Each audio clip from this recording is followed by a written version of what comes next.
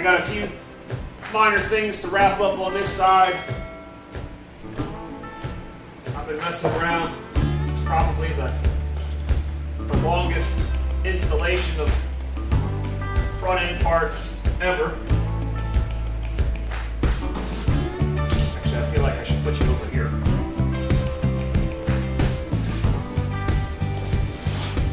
And everybody can see me. Not that they want to look at me, but they're just going to have to settle watching me instead.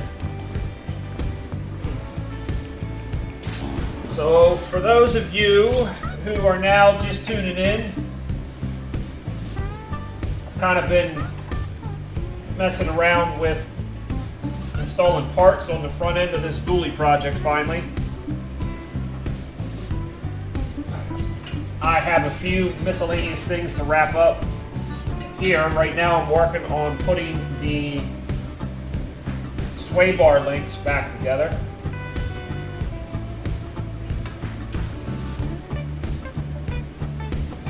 And then the last thing I have to do is put the shock in.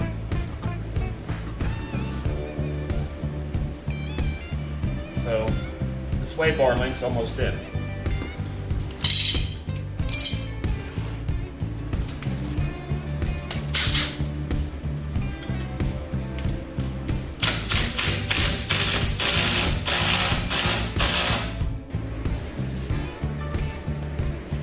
I think I might get a jack stand. Put a jack stand under this thing rather than the jack.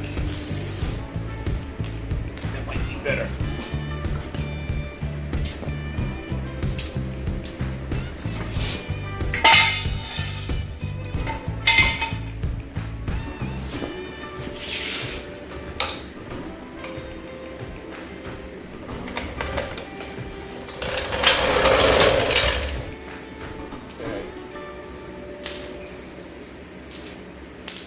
Now for my shock.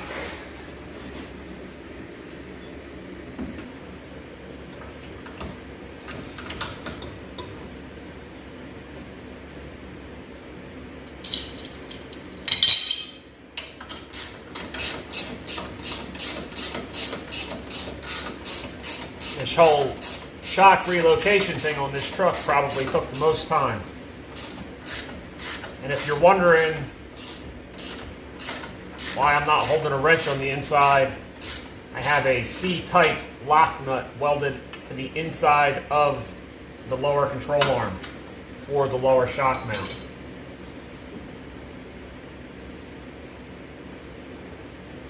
Push it in.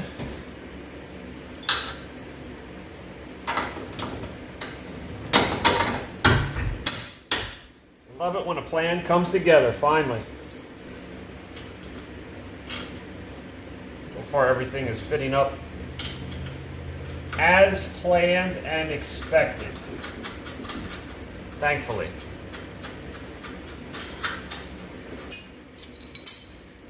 Let me tell you something, this shock mount right here, between the bottom mount and the top mount, it took a while and it beat me up pretty bad, but it's nice to be able to get to the point of reassembly and have everything just kind of go together like it was meant to be there. It's a very satisfying feeling to be able to get to this point and just bolt the things in and have everything just fit. What will be even better is once I get everything bolted up and fit in, to be able to have it work properly. So it never fails. You always do your checks and your double checks and your triple checks, and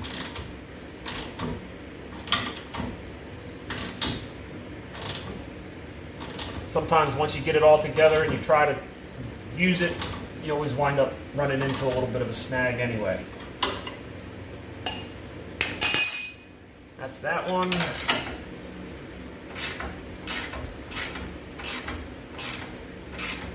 That's that one. So the shock that I'm using is from a 1986 C.T.B. And I made a custom bolt-in mount using the hole that's in the frame from when they jig welded it from the factory, and then I have it bolted in that location. And then the bottom mount, I tried to make a bolt-in mount for the bottom as well, and that just did not really go that well for me.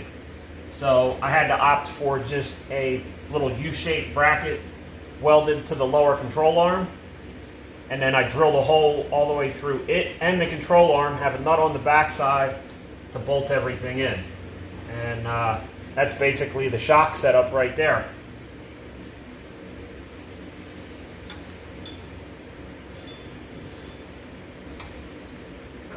One thing I'm not looking forward to doing is working on installing the height the height ride sensor in the front of these this truck. Slow going on the Viking. The dually project has kind of taken center stage. This was scheduled in a long time ago, and it just took forever to get into the shop. So this one takes priority.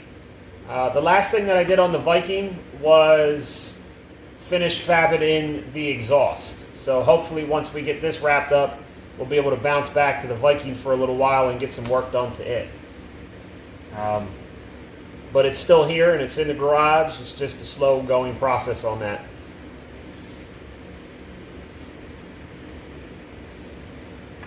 That pretty much takes care of this side. I do have to tighten the control arms. I should probably make a punch list right now before I forget, because there's a couple things I have to do on this side yet. So let me go find a notepad and a pen. That'll work. What's up, Scratch Town?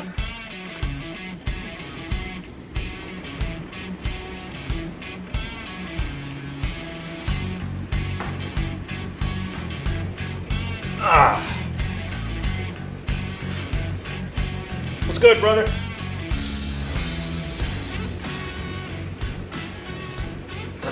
But I'm in the process over here, so this is probably the longest front end rebuild ever. I finally got the parts back from Powder Coat and started the day off with mounting the upper shock bracket over here. Installed the airbag, the cups, spindle, brakes, rotor. Right now I'm getting ready to just kind of scratch together, no pun intended, a punch list, because I need a cotter key for the spindle.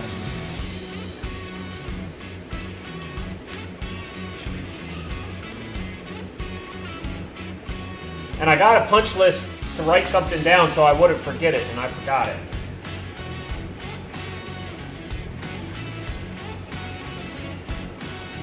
I don't know. Let's see. Cotter key. Spindle.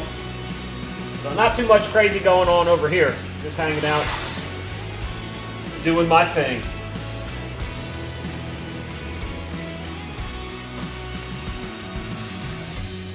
Oh, that's what it was.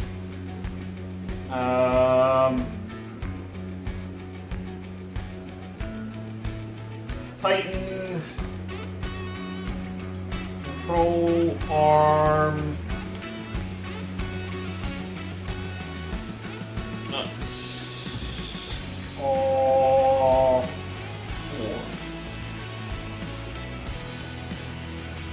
four. Everything. I think I finally figured out my connection problem too. LLAT, Tyler, was getting on my case about trying to reuse or redo using the Wi-Fi booster, and I have the Wi-Fi booster plugged in outside of my house, boosting the signal to the garage, and so far I think we got it figured out. It has the live stream, for the few of you that are in here, has the live stream been pretty smooth. because what's cool is my doors are shut. Both my garage doors are now shut, and I'm still streaming. And there it goes. As soon as I talk about it, it dropped the connection. We're back to green now. So we're going to continue moving on. And we'll say bleed brakes, to be sure. So we'll say driver side.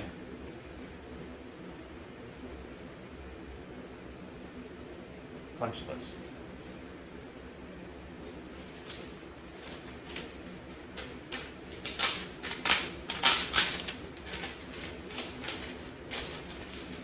And what we'll do is we're going to leave this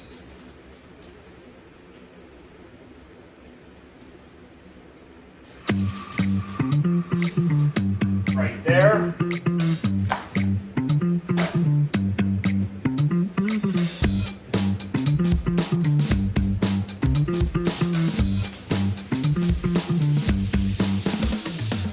Ah, I knew someone was coming in.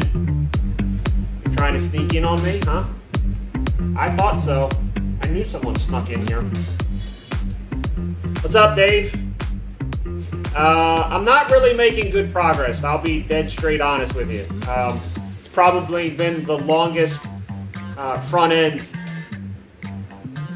rebuild in history. This is Caesar. Say hello to Caesar. Say hi to everybody, Caesar. So this is my puppy, Caesar. Hey, look, you can see yourself. No, not the microphone. Come here. Good boy. He is a black lab pit bull mix. We rescued him going on close to 4 years now. And Cleo was the little one. So we have Caesar and Cleopatra. But he's a great dog, right? Look, that's you right there. Say hi. Don't worry, I'm not cheating on you.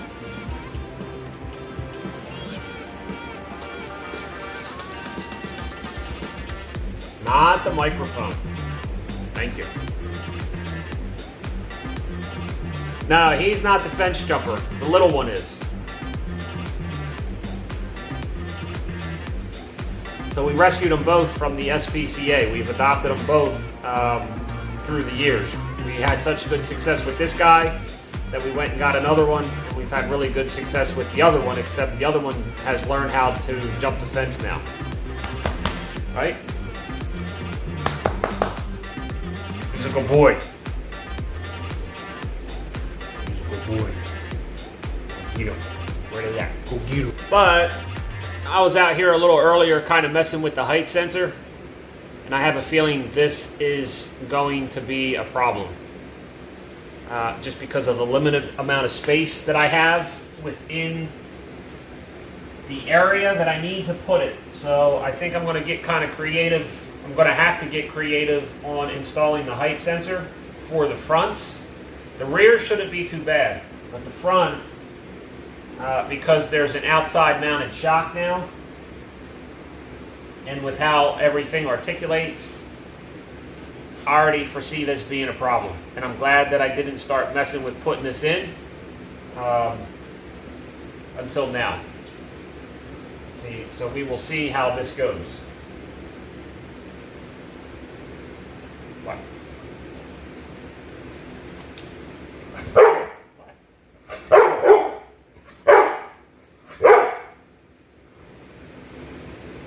Look what you did now.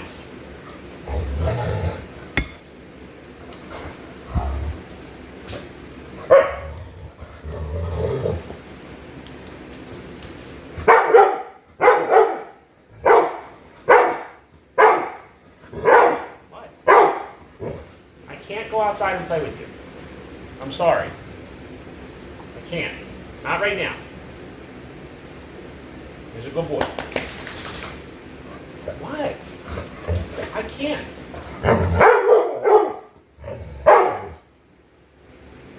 He's a good boy.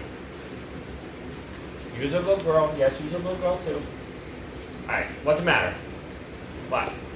What's the matter? You just want attention?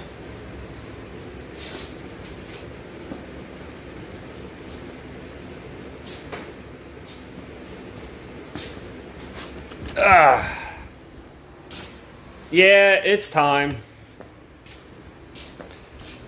And honestly, I might take the cue. But there's the rest of the parts for those who haven't seen them. JR, I can't remember if you saw the parts or not. I feel like you've seen these in an earlier stream this afternoon. But Dave, if you're still here, there's the rest of them. This is my second favorite part right here. The upper bag cross member. Turned out really nice. I like the way that looks. And looking forward to getting to put these in. So, but I got one side done. Tomorrow I'll come out. The other side should go a little bit faster now that I have all my tools laid out and know the process behind what needs to be cleaned out as far as powder coat. The biggest issue I had on this side is the ball joint taper in the spindle. I had to clean out the taper within the spindle. There was a lot of powder in there. But once I got all that done, it went together just like it should. No issues. And then there was a little bit of an issue with the brake caliper. Same thing, powder coat, no big deal. And so I'll come out tomorrow. I have obviously the rest of this week.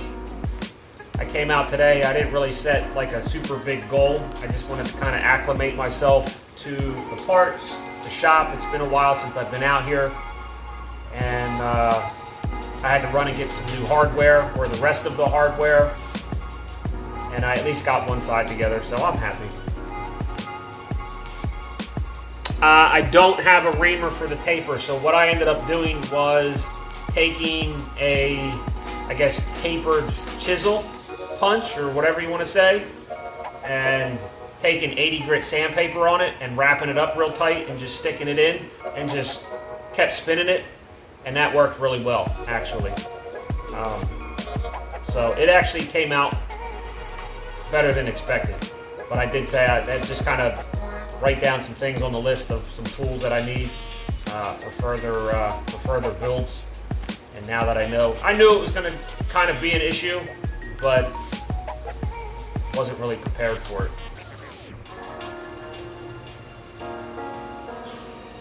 So that's how I'm going to wrap up this live stream. Like I said, I came out with intentions of working late, but I'm going to wrap it up and come out first thing tomorrow morning now that I have kind of a good understanding of what's going on and what I need to do. So thanks for watching. Thanks for commenting. Thanks for all the likes. And I will see you in an upcoming live stream and or video. This has been Challenge to Build and Challenge to Build Live. Now you guys need to get out there and challenge yours. I'll see you in the next video. Have a good night.